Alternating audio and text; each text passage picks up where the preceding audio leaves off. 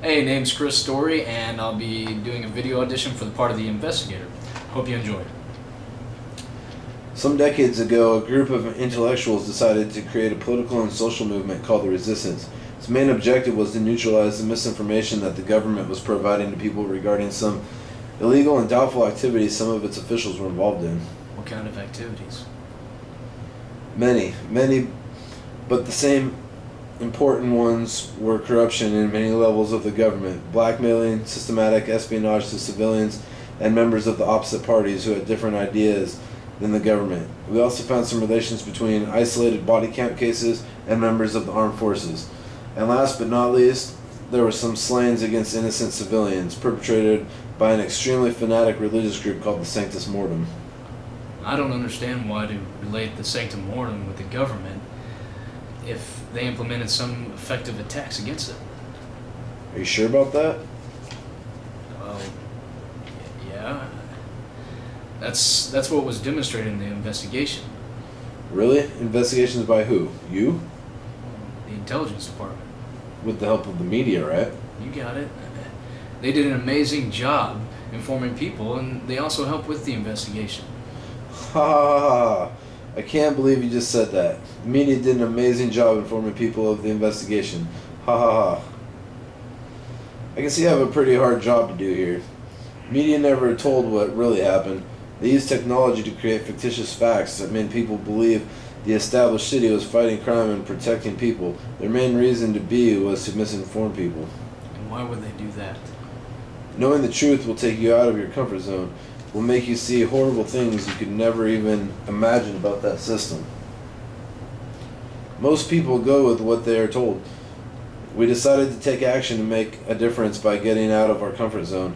I believe that means beliefs can make a difference. It didn't matter if we died trying. Trying what? To open people's eyes so that they could see again.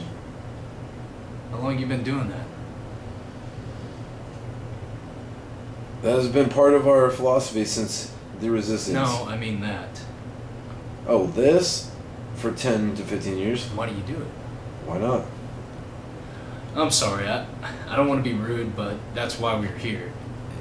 To know more about the facts. It's not the reason I'm here for. How about I just let you do the talking? Thank you. I think we finally agreed on something here. Do you want some? Oh, no thanks. This will help you to relax a little bit. I can feel some stress in the air. How about if you talk about the Catus Sanctorum Innocentium? I'd like to think you will be able to handle what I'm about to tell you. If not, I'll feel real disappointed. Please proceed. When I was little, I used to go hiking with my father very often. One of the places we visited was a small village located about 3 hours hiking from the established city. Beautiful place. Even more beautiful people. Workers of the land, friendly and very honest people. Once we saw some men wearing military uniforms and weapons similar to the ones the armed forces used by that time. We thought they were soldiers. Suddenly from nowhere, we heard shots and then people yelling, children crying, men and women running desperately randomly all over the place. We escaped and my father took me to a small cave just in front of the main city park. After a while, they would round up villagers and make them go to the village square.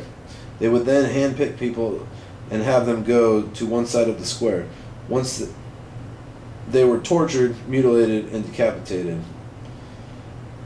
Then the game would be played between Sanctus Mortem members and another group of handpicked villagers. Sanctus Mortem scores, a villager dies. Games lasted as long until the Sanctus Mortem decided to move on. Did I mention they used the heads of the villagers in this game as the game ball? Why did you do that? You can have it all. You will need it. We are far from finishing.